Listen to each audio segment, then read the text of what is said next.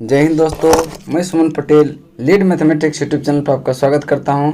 आज जो इस वीडियो में हम लोग मुगल कालीन प्रशासन देखेंगे। इसके पहले हम 8 कंप्लीट वीडियो घटना चक्र का दे दिए हैं। जो भी नहीं देखें डिस्क्रिप्शन में हम उसका लिंक दे देंगे, आप वहां से सारे वीडियो को देख सकते हैं। तो चलेंगे पहले मुगल कालीन प्रशासन के पहले इंपॉर्टेंट फैक्ट्स को देखेंगे, उसके बाद इससे रिलेटेड जितने भी क्वेश्चन पूछा गया है वो सारे क्वेश्चन को डिस्कस करेंगे। तो चलिए देखते हैं पहला पॉइंट क्या है।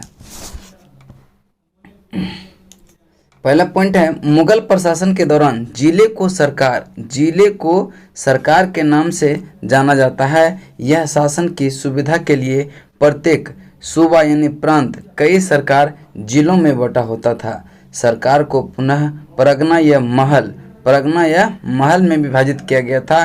प्रत्येक सरकार के प्रमुख अधिकारी फौजदार, अमलगुजार, काजी, कोतवाल और बेतिकची और खजानदार होते थे।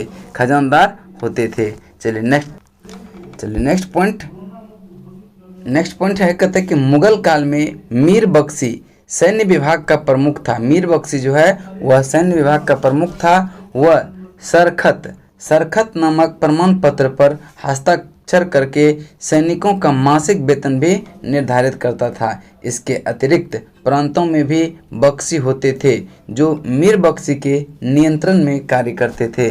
प्रांतों में भी क्या होते थे? बख्शी होते थे जो मीर बख्शी के नियंत्रण में कार्य करते थे। चलिए देखेंगे अगला पॉइंट। कहता है कि मुगल शासन में मीर बख्शी भूराजस्व अधिकारी का पर्यवेक्षण करता था तथा साथ ही सैन्य विभाग के वेतन के लिए भी उत्तरदायी था। सर जदुनाथ सरकार ने मीर बख्शी को वेतनाधिकारी पे मास्टर कहा है, किंतु वेतनाधिकारी का कार्य मीर बख्शी का नियमित एवं अस्थायी कार्य नहीं था। वेतनाधिकारी का कार्य दीवान एतन करता था। वेतनाधिकारी का कार्य कौन करता था? दीवान एतन। चलिए नेक्स्ट देखते हैं। कहता है कि मुगल काल में मनसबदारों के सैनिकों के अतिरिक्त 2 प्रकार के और घुड़सवार सैनिक थे जो अहदी तथा दाखिली कहलाते थे। अहदी जो है सैनिक बादशाह द्वारा नियुक्त किए जाते थे तथा उसके अंगरक्षक के रूप में कार्य करते थे। दाखिली ये सैनिकों की भर्ती बादशाह के द्वारा की जाती थी, यद्यपि इसको मनसबदारों की सेवा में रखा जाता था। नेक्स्ट है, कहता है कि मुगल प्रशासन में मुहतसिब जन आचरण के निरीक्षण विभाग का प्रधान था। उसका कार्य सार्वजनिक आचरण के उच्च बनाए रखना था। उसका कार्य क्या था? सार्वजनिक आचरण को उच्च बनाए रखना। चलिए नेक्स्ट देखेंगे। नेक्स्ट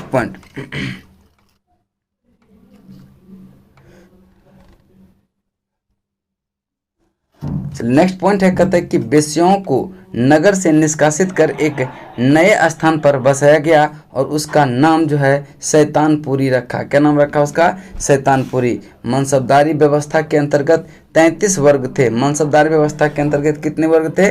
33 वर्ग से थे। उन्हें कभी कभी मशरूत अथवा सशर्त पद भी प्राप्त होते थे।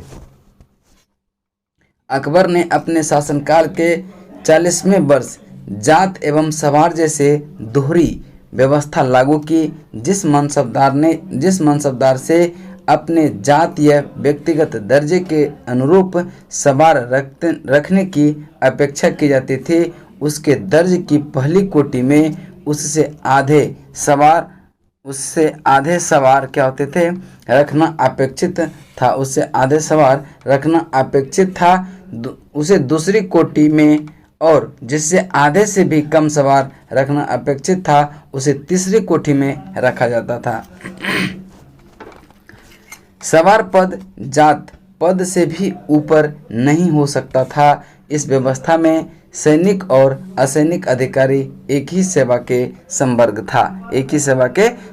था। चलिए नेक्स्ट देखेंगे। नेक्स्ट पॉइंट, मुगल प्रशासनिक शब्दावली में माल शब्द भूराजस्व से संबंधित था। पुर्तगालियों द्वारा 1605 में तंबाकू भारत लाया गया। इसके बाद ही तंबाकू भारत के जनसामान्य में बहुत लोकप्रिय हो गया। कुछ ही वर्षों में तंबाकू पीने की आदत लोगों में इतनी अधिक प्रचलित हो गई कि इस नुकसानदेह आदत से बचने के लिए 1617 ईस्वी में जहांगीर को निषेध जारी करना पड़ा था। जहांगीर को निषेध जारी करना पड़ा था। मुगल प्रशासन में विद्वान एवं धार्मिक लोगों को दी जाने वाली राजस्व मुक्त अनुदान भूमि को मदद ए मांस कहा जाता था। इसे सयुरगल भी, इसको जो है क्या होता है, इसको सयुरगल भी कहा जाता था। दान दी जाने वाली समस्त भूमि का निरीक्षण सद्र करता था। दान दी जाने वाली समस्त भूमि का निरीक्षण कौन करता था? सद्र करता था। तथा सद्र का यह भी दायित्व था कि इन अनुदान का दुरुपयोग न हो पाए। यह भूमि स्थानांतरित नहीं होती थी और अनुदान ग्राही के पास वंशानुगत रूप से रहती थी। चलिए नेक्स्ट पॉइंट देखते हैं। कहते हैं कि टकसालों में सोने, चांदी और तांबे के सिक्के ढाले जाते थे। अकबर के द्वारा राम सीता की आकृति और रामसिया देवनागरी लेख से युक्त सिक्के चलाए। चांदी का सिक्का रुपया कहलाता था। दाम अकबर द्वारा चलाया गया तांबे का सिक्का था। दाम क्या था? अकबर के द्वारा चलाए गए तांबे का सिक्का था। तांबे का सिक्का था। चलिए नेक्स्ट पॉइंट है। कहता है कि जहांगीर ने अपने सिक्कों पर आकृति अंकित कराई थी और कुछ सिक्कों पर उनके साथ नूरजहां का भी नाम अंकित था। इसके कुछ सिक्कों पर हाथ में शराब का प्याला लिए हुए आकृति अंकित थी। मध्यकाल में बटाई शब्द का तात्पर्य लगान निर्धारण की एक पद्धति थी, जिसमें वास्तविक उपज का बंटवारा राज्य और कृषक के बीच होता था। तो अब यहाँ पे जो है आपका प्रशासन का जितना भी पॉइंट था उसको हम डिस्कस कर लिए। अब चलते हैं क्वेश्चन नंबर 1 पे। क्वेश्चन नंबर 1 है, कहता है कि मुगल प्रशासन के दौरान जिले को किस नाम से जाना जाता है? तो इसका राइट आंसर होगा जिले को सरकार के नाम से जाना जाता है। चलिए देखते हैं इसकी व्याख्या। चलिए इसकी व्याख्या को देखते हैं। कहता है कि मुगल प्रशासन के दौरान जिले को सरकार के नाम से जाना जाता था। शासन की सुविधा के लिए प्रत्येक सूबा प्रांत कई सरकारी जिलों में बटा होता था। सरकार को पुनः परगना या महल में विभाजित किया गया था। चलिए नेक्स्ट देखते हैं क्वेश्चन नंबर 2 पे। कहता है कि मुगल काल में जनपद यानी जिला क्या कहलाता था? तो जिला जो है सरकार कहलाता था। Option B. नेक्स्ट क्वेश्चन है क्वेश्चन नंबर 3। कहता है कि मुगल काल में सेना का प्रधान निम्न में कौन था? मुगल काल में सेना का प्रधान निम्न में कौन था? तो इसका राइट आंसर होगा ऑप्शन बी, मीर बख्शी होता था। Option B. नेक्स्ट देखते हैं इसकी व्याख्या। कहता है कि मुगल काल में मीर बख्शी सैन्य विभाग का प्रधान था। उच्चाधिकारियों सहित सभी श्रेणी के मनसबदारों की नियुक्ति के आदेश से उसी के द्वारा दिए जाते थे। घोड़ों को दागने और सिपाही का मुआयना करने का काम भी उसके जिम्मे था। चलिए नेक्स्ट क्वेश्चन है 4 नंबर। कहता है कि मुगल शासन में मीर बख्शी का कर्तव्य क्या था? मुगल शासन में मीर बख्शी का कर्तव्य क्या था? इसका कर्तव्य भू राजस्व अधिकारियों का पर्यवेक्षण करना। ऑप्शन बी डी आपका राइट आंसर होगा। Option D. चलिए देख लेते हैं इसकी व्याख्या। कहता है कि मुगल काल में मीर बख्शी भू राजस्व अधिकारी का पर्यवेक्षण करता था तथा साथ ही सैन्य विभाग के वेतन के लिए भी उत्तरदायी था। सर जदुनाथ सरकार ने मीर बख्शी को वेतनाधिकारी कहा, किंतु वेतनाधिकारी का कार्य मीर बख्शी के नियमित एवं अस्थायी कार्य नहीं था। वेतनाधिकारी का कार्य जो है दीवान-ए-तन, इसको ध्यान में रखेंगे, दीवान-ए-तन करता था। कौन करता था? दीवान-ए-तन। चलिए नेक्स्ट क्वेश्चन चलते हैं क्वेश्चन नंबर 5। कहता है कि निम्नलिखित में से किसे मुगल सेना ने चिकित्सक नियुक्त किया था? चिकित्सक नियुक्त किया था मनुची को। किसको? मनुची को। निम्नलिखित में से किसे मुगल सेना ने चिकित्सक नियुक्त किया था? तो मनुची को जो है चिकित्सक नियुक्त किया था। चलिए इसकी व्याख्या देख लेते हैं। कहता है कि निकोलो मनुची को मुगल सेना में चिकित्सक नियुक्त किया गया था। वह एक इतालवी यात्री था। इसने भारत आकर दारा शिकोह की सेना में तोपची के रूप में नौकरी की। 1659 में दारा शिकोह की मृत्यु के बाद इनको चिकित्सक का पेशा अपना लिया था। इसने क्या किया, चिकित्सक का पेशा अपना लिया। चलिए नेक्स्ट देखते हैं 6 नंबर क्वेश्चन। 6 नंबर क्वेश्चन को देखेंगे, कहता है कि निम्नलिखित कथनों पर विचार करें। अहदी वे घुड़सवारी सिपाही थे, इसमें से कौन सा सही है। देखिए, जिन्होंने अपनी सेवाएं एकाकी प्रदान की, बिल्कुल सही है। जिन्होंने किसी सरदार के साथ अपने संलग्न नहीं किया, बिल्कुल सही है। और सम्राट ही जिनका आसन कर्नल था, बिल्कुल सही, यानी कि ये तीनों क्या आपका सही है। जिन्होंने अपना मिर्जाओं के साथ संलग्न मिर्जाओं के साथ आदि घुड़सवार नहीं किए थे। तो इसका राइट आंसर 1, 2 और 3 हो जाएगा, ऑप्शन बी। चलिए इसकी व्याख्या देख लेते हैं। कहते हैं कि मुगल काल में मनसबदारों के सैनिक के अतिरिक्त 2 प्रकार के थे और घुड़सवार सैनिक थे। वे अहदी तथा दाखिल कहलाते थे। अहदी सैनिक बादशाह द्वारा नियुक्त किए जाते थे, उसके अंगरक्षक के रूप में कार्य करते थे। यद्यपि इसका मनसबदारों से कोई संबंध नहीं था, किंतु बादशाह के प्रत्यक्ष आदेश से इन्हें मनसबदारों के साथ नियुक्त कर दिया जाता था। ये प्रत्यक्ष रूप से बादशाह के अधीन होते थे तथा इनकी भर्ती, वेतन, वस्त्र एवं घोड़े सब राज्य की ओर से दिए जाते थे। इनके लिए पृथक दीवान एवं बख्शी की व्यवस्था की गई थी। एक अहदी घुड़सवार को 500 रुपये वेतन का उल्लेख मिलता है। एक अहदी घुड़सवार को 500 रुपये वेतन का देने का जो है उल्लेख मिलता है, जबकि एक साधारण घुड़सवार को 12 रुपये से 15 रुपये तक ही वेतन दिया जाता था। अकबर के समय में अहदी सैनिकों की संख्या 12,000 हो गई थी। ये बादशाह की सबसे योग्य और वफादार सैनिक माने जाते थे। चलिए नेक्स्ट क्वेश्चन देखते हैं। क्वेश्चन नंबर आपका 7 कहता है कि मुगल प्रशासन में मुहतसिब था। मुहतसिब कौन था? लोक आचरण अधिकारी। ऑप्शन सी आपका राइट आंसर होगा। चलिए देख लेते हैं इसकी व्याख्या। कहता है कि मुगल प्रशासन में मुहतसिब जन आचरण के निरीक्षण विभाग का प्रधान था। उसका कार्य सार्वजनिक आचरण को उच्च बनाए रखना तथा आचरण को शुद्ध बनाए रखने के लिए अकबर ने नगरों में मदिरा की बिक्री तथा वेश्याओं का निवास निषिद्ध घोषित कर दिया था। अकबर ने क्या किया था? मदिरा की बिक्री तथा वेश्याओं का निवास निषिद्ध घोषित कर दिया था। चलिए नेक्स्ट देखते हैं क्वेश्चन नंबर 8। कहता है कि मध्यकालीन भारत में मनसबदारी प्रथा खास तौर इसलिए चालू की गई थी ताकि देख लेते हैं इसका, ताकि साफ सुथरा प्रशासन लागू हो सके। ऑप्शन डी आपका राइट आंसर होगा, साफ सुथरा प्रशासन लागू हो सके। चलिए इसकी व्याख्या देख लेते हैं। कहता है कि मनसबदारी व्यवस्था एक विशिष्ट प्रशासन व्यवस्था थी जिसका प्रचलन मुगल शासक अकबर के द्वारा किया गया। संभवतः दशमलव प्रणाली पर आधारित मंगोलों की सैन्य व्यवस्था ही उसकी कुछ छाप दिल्ली सल्तनत के सैन्य संगठन पर दिखाई पड़ती है।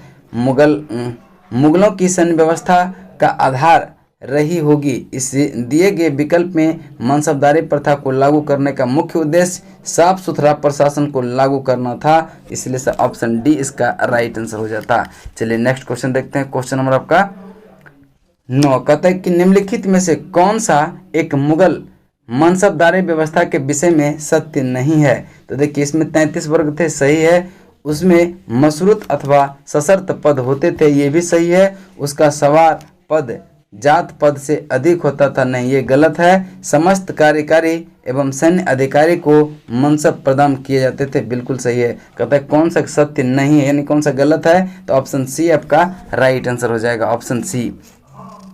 चलिए देखते हैं इसकी व्याख्या। कहता है कि मनसबदारी व्यवस्था के अंतर्गत 33 वर्ग थे, उन्हें मशरूत अथवा सशर्त पद प्राप्त होते थे।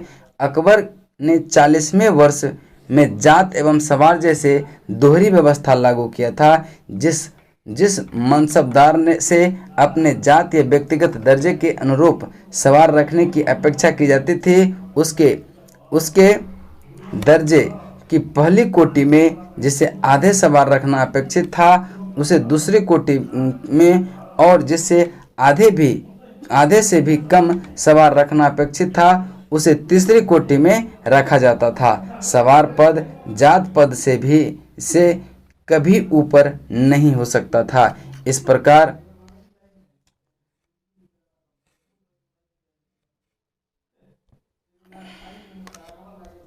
इस व्यवस्था में सैनिक असैनिक अधिकारियों का एक ही सेवा संवर्ग था। जो लोग अधिकतर सरकारी सेवा में निम्नवत सोपान पर प्रवेश करके अमीर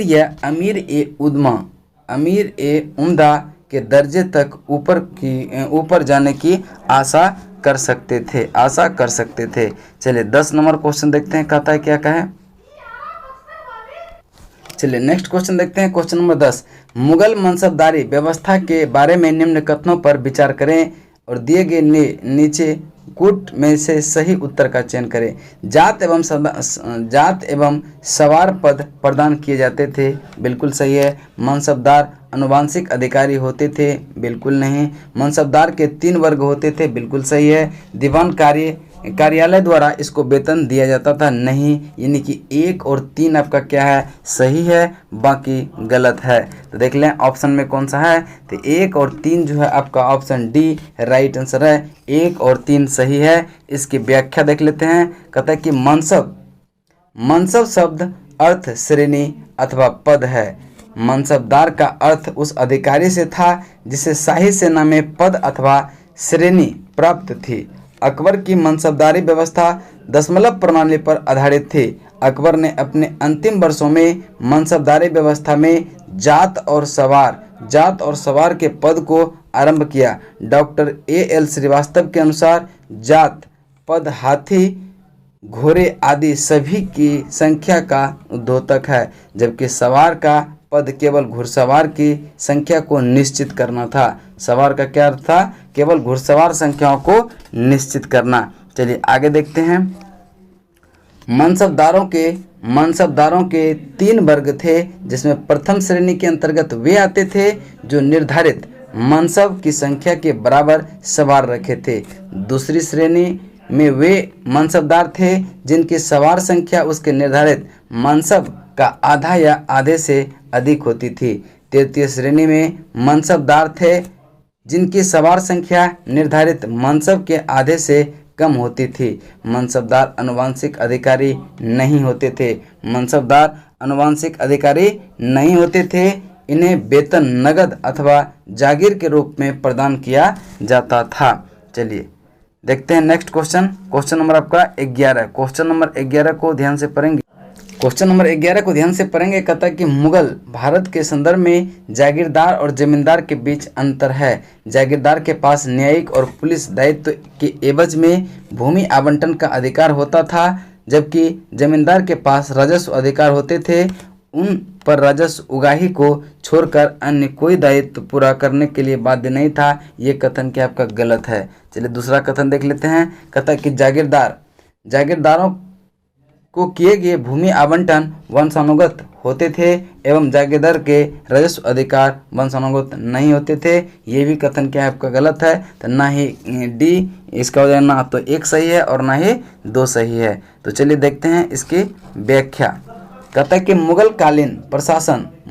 प्रशासनिक प्रणाली में मनसबदार सैन्य और प्रशासनिक अधिकारी होते थे। मनसबदार को सैन्य और प्रशासनिक व्यय तथा वेतन के बदले नगद या जागीर के रूप में भुगतान होता था। जिन मनसबदारों को जागीर प्राप्त होती थी वे जागीरदार कहलाते थे। वो क्या कहलाते थे, जागीरदार कहलाते थे। उन्हें न्यायिक और पुलिस दायित्व के एवज में भूमि आवंटन अधिकार प्राप्त होते थे।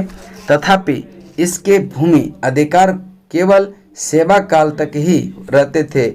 इसके विपरीत जमींदार पहले से चले आ रहे बड़े भूधारक होते थे। इसका कार्य अपने प्रभाव क्षेत्र से भू राजस्व संग्रहण कर राज्य को देना होता था, जिसके बदले उन्हें लगभग 10 से 11%, कतिपय क्षेत्र से यह 25% तक था संग्रह। उसके बाद नेक्स्ट पॉइंट देखते हैं। संग्रह शुल्क प्राप्त होता था। इसके राजस्व अधिकार वंशानुगत होते थे तथा इसका मुख्य उत्तरदायित्व तो राजस्व उगा ही होता था, परंतु उस इसके अतिरिक्त भी वे कुछ विशिष्ट प्रकार की सेवाएं जैसे खिदमत राज्य को देते थे। अपने क्षेत्र में कानून व्यवस्था बनाए रखने तथा विद्रोही तत्वों से निपटने में राज्य के अधिकारियों की सहायता के अतिरिक्त आवश्यकता पड़ने पर अपने सैनिक संसाधन भी राज्य के उपलब्ध कराते थे। इस प्रकार प्रश्नगत में दोनों कथन क्या है, गलत है। चलिए नेक्स्ट देखते हैं। क्वेश्चन नंबर 12 कहता है कि मुगल कालीन भारत के राज्य का आय का प्रमुख स्रोत क्या था? भू राजस्व था। कौन था? भू राजस्व। चलिए नेक्स्ट देखते हैं इसकी व्याख्या। कहता है मुगल कालीन भारत में राज्य की आय का प्रमुख स्रोत भू राजस्व था। बाबर के समय में संपूर्ण भूमि को जागीरों में बांट दिया गया। हुमायूं ने अपने समय में भूमि सुधार के लिए कोई कार्य नहीं किया। शेरशाह ने अपने समय में एक सुव्यवस्थित लगान व्यवस्था का प्रबंध किया, परंतु वह व्यवस्था इस्लाम शाह की मृत्यु के पश्चात नष्ट हो गई। अकबर प्रथम मुगल सम्राट था जिसने लगान व्यवस्था को सुचारू रूप से स्थापित किया था और मध्य युग की श्रेष्ठतम लगान पद्धति का निर्माण किया। चलिए इसके बाद देखते हैं। इसका कहता है कि उसके शासन काल में सामान्यतः उपज का 1/3 भू राजस्व के रूप में लिया जाता था। शाहजहां के काल में भूमि पर भू राजस्व बढ़कर 50% तक हो गया था।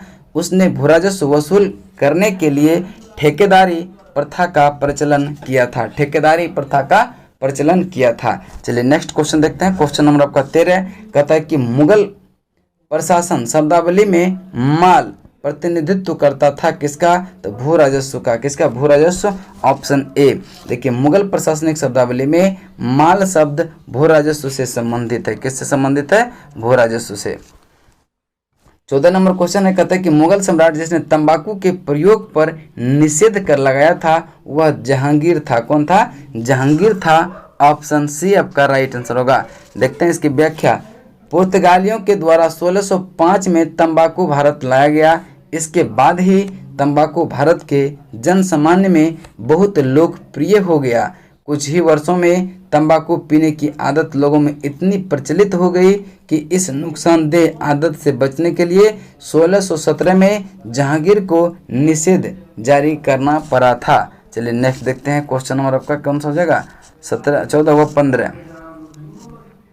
15 नंबर क्वेश्चन है, कहता है कि मुगल प्रशासन में मदद ए मांस इंगित करता है किसको? तो विद्वान को दी जाने वाली राजस्व मुक्त अनुदत्त भूमि। यही क्या होता है? मदद ए मांस, यानी कि विद्वानों को दी जाने वाली राजस्व मुक्त अनुदत्त भूमि।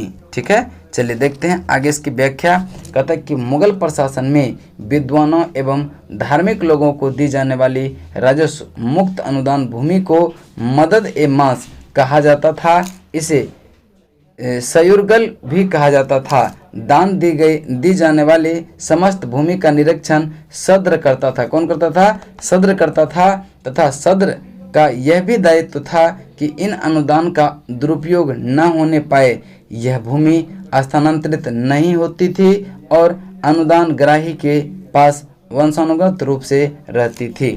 चलिए नेक्स्ट देखते हैं। क्वेश्चन नंबर आपका 16 नंबर क्वेश्चन है, कहता है कि मुगल कालीन भारत के ऐतिहासिक स्रोत में चकला, देखिए चकला शब्द का प्रयोग हुआ था।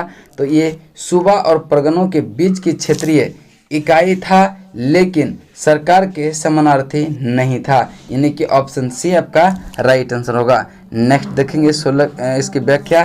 कहता है मुगल काल के प्रशासन की सुविधा की दृष्टि से प्रत्येक प्रांत को अनेक सरकार तथा जिलों में विभाजित किया गया था। प्रत्येक सरकार अनेक परगनों में विभाजित था। प्रत्येक परगने के अंतर्गत अनेक गांव होते थे।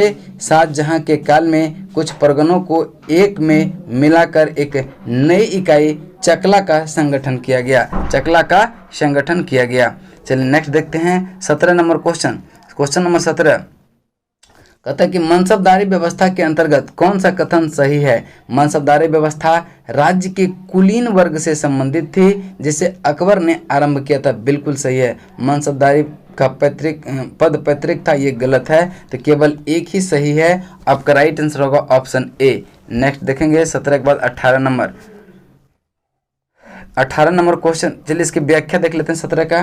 कहते हैं कि मुगल काल में मनसबदारी पद्धति की शुरुआत अकबर के काल में उसके शासन के 11वें वर्ष 1567 में से मानी जाती है, जिसमें जात और सवार पद का विभाजन 1595 से 96 ईस्वी से किया जाने लगा था। मनसब मुगल नौकरशाही में पद और वरीयता क्रम निर्धारित करता था। यह प्रशासनिक और सैन्य पद था।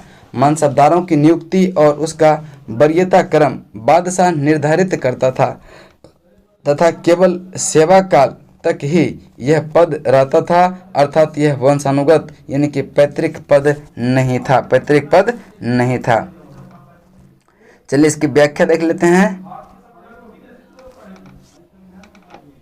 कहता है कि मुगल काल में मनसबदारी प्रथा विद्यमान था, बिल्कुल सही है। मनसबदारों का चयन योग्यता के आधार पर होता था, ये भी आपका सही है। कहता है कि कथन और कारण दोनों सही है, परंतु कथन कारण को स्पष्ट नहीं करता। ऑप्शन बी आपका राइट आंसर हो जाएगा, ऑप्शन बी। चलिए देख लेते हैं इसकी व्याख्या। कहता है कि मनसबदारी व्यवस्था मुगल प्रशासन व्यवस्था का मूल आधार था। अकबर के शासनकाल के 11वें वर्ष पहली बार मनसब प्रदान किए जाने का साक्ष्य मिलता है। मुख्यतः मनसबदारों के चयन में योग्यता ही मानदंड होती थी। इस प्रकार कथन और कारण दोनों सही है, परंतु कारण कथन को सही स्पष्ट नहीं करता है। तो चलिए नेक्स्ट देखते हैं क्वेश्चन आपका 19। कहता है कि निम्नलिखित में दिए गए कथन ए और कथन बी की व्याख्या को पढ़ें और निम्नलिखित में दिए गए कूट का उत्तर कर सही उत्तर का चयन करें। तो अब देखेंगे, कहता है कि सभी मनसबदार सेना के पदाधिकारी नहीं होते थे, बिल्कुल सही है। मुगल शासन के अधीन उच्च पदाधिकारी भी मनसबदार होते थे और उनका वर्गीकरण होता था, यानी कि ए और बी दोनों क्या है, सही है। ऑप्शन बी आपका राइट आंसर हो जाएगा, ऑप्शन बी। चलिए देख लेते हैं इसकी व्याख्या। कहता है कि मनसबदारी व्यवस्था को अकबर ने अपने शासनकाल में प्रारंभ किया। सैन्य अधिकारी के साथ साथ असैनिक अधिकारी को भी मनसब प्रदान किया जाता था। अबुल फजल आईने ए अकबरी से ज्ञात होता है कि मनसबदारों की 66 श्रेणियाँ थी। ये श्रेणियाँ 10 से लेकर 10,000 तक होती थी, परंतु इस व्यवस्था के अंतर्गत केवल 33 श्रेणियाँ प्रचलित थी। चलिए नेक्स्ट देखते हैं क्वेश्चन नंबर 20 नंबर क्वेश्चन को ध्यान से देखेंगे क्या कह रहा है। 20 नंबर क्वेश्चन को ध्यान से देखेंगे। कहता है कि दिए गए कथन जिसमें कथन ए और दूसरे कारण आर है। अकबर ने शेरशाह की तरह राज्य के सिक्कों का प्रचलन को नियमित करने का प्रयास किया था, बिल्कुल सही है। शेरशाह की मुद्रा पद्धति के समान अकबर के समय का ताम्र का प्रमुख सिक्का दाम था, यानी कि ए आर दोनों सही है और ए जो है आर की व्याख्या भी कर रहा है, यानी कि आपका कौन सा हो जाएगा, ए हो जाएगा आपका राइट आंसर। कथन ए और कारण दोनों सही है, कारण आर जो है कथन ए की सही स्पष्ट करता है। चलिए नेक्स्ट देखते हैं इसकी व्याख्या। कहता है कि अकबर ने शेरशाह की तरह राज्य के सिक्कों के प्रचलन को नियमित करने का प्रयास किया और इसके परिणाम स्वरूप अकबर और उसके उत्तराधिकारियों के शासनकाल के दौरान मुगल साम्राज्य में व्यापारिक कारोबार हेतु स्वर्ण मुहरों, चांदी के रुपये और तांबे के दाम के रूप में मानस सिक्कों का प्रचलन और प्रसार किया गया। शेरशाह के मुद्रा पद्धति के समान अकबर के समय भी तांबे का प्रमुख सिक्का दाम था। क्या था? दाम था। राज्य के आय व्यय की गणना दाम में ही की जाती थी। चलिए इस प्रकार जो है क्या हो जाएगा, दोनों सही हो जाएगा। चलिए नेक्स्ट देखते हैं क्वेश्चन नंबर आपका 21। निम्नलिखित राजाओं में किसने राम सीता की आकृति और रामसिया देवनागरी लेख से युक्त कुछ सिक्के चलाए थे? तो अकबर ने चलाए थे, ऑप्शन डी। चलिए देखते हैं इसकी व्याख्या। कहता है कि अकबर द्वारा राम सीता की आकृति और रामसिया देवनागरी लेख से युक्त सिक्के चलाए थे। चलिए नेक्स्ट क्वेश्चन है, क्वेश्चन नंबर आपका 22। कहता है कि तांबे का सिक्का कहलाता था क्या? ये तो क्या कहलाता था? चलिए देख लेते हैं इसका आंसर। दाम कहलाता था। क्या कहलाता था? दाम। तांबे के सिक्के का मुगल शासन में तांबे का सिक्का कहलाता था दाम, ऑप्शन बी, दाम कहलाता था। ठीक है, चलिए देखते हैं आगे। देखिए इसकी व्याख्या। कहते हैं कि टकसाल में सोने, चांदी और तांबे के सिक्के ढाले जाते थे। चांदी का सिक्का रुपया कहलाता था। दाम अकबर के द्वारा चलाया गया तांबे का सिक्का था। दाम जो है अकबर के द्वारा चलाए गए तांबे का सिक्का था। चलिए नेक्स्ट क्वेश्चन देखते हैं। कहता है कि निम्नलिखित में से किस शासक ने शाहरुख नामक चांदी का सिक्का चलाया था? शाहरुख नामक चांदी का सिक्के बाबर ने चलाया था, ऑप्शन बी आपका राइट आंसर होगा। देखिए बाबर ने जो है चांदी और तांबे का सिक्का चलाया। चांदी के सिक्के को शाहरुख कहा जाता था। नेक्स्ट क्वेश्चन है, क्वेश्चन नंबर आपका 24। मध्यकाल में बटाई शब्द का अर्थ था। बंटाई शब्द का अर्थ क्या था? लगान निर्धारण का तरीका। चलिए नेक्स्ट देखते हैं इसकी व्याख्या। कहता है कि मध्यकाल में बटाई शब्द का तात्पर्य लगान निर्धारण की पद्धति थी, जिसमें वास्तविक उपज का बंटवारा राज्य और कृषक के बीच होता था। शेरशाह सूरी ने लगान निर्धारण के लिए 3 प्रणालियां अपनाई थी: नस्क या मुक्तई अथवा कनकूत, नकदी अथवा जब्ती, गल्ला बक्सी या बटाई। देखिए पहला क्या था? नक्श या मुक्तई, या फिर उसको कनकुत भी कहते थे। दूसरा था नकदी अथवा जब्ती, और तीसरा था गल्ला बक्सी या बटाई। ये चीज़ ध्यान में रखेंगे आप। चलिए नेक्स्ट क्वेश्चन देखते हैं, क्वेश्चन नंबर आपका 25। कहता है कि अकबर के शासनकाल में दक्कन में निम्न पद्धति में कौन सा भू राजस्व वसूली का प्रचलित आधार था? तो इसका राइट आंसर होगा हल की संख्या, ऑप्शन बी। चलिए नेक्स्ट देखेंगे। JN सरकार की औरंगजेब का इतिहास में पृष्ठ संख्या 190 पर यह उल्लेख किया गया है कि अकबर के शासनकाल में उत्तर भारत में दीवान टोडरमल द्वारा भू राजस्व वसूली की व्यवस्थित पद्धति स्थापित की गई, लेकिन दक्कन में इस प्रकार की व्यवस्था पद्धति का अभाव था। इस दौरान दक्कन के किसान प्रति हल हल की संख्या के आधार पर राज्य को भू राजस्व का भुगतान करते थे। तो आज जो है आपका प्रशासनिक मुगल काल के प्रशासनिक जितना भी था उससे रिलेटेड क्वेश्चन और उससे थ्योरी सारे को हम कंप्लीट कर दिए हैं। चलिए तब तक के लिए जय हिंद, जय भारत।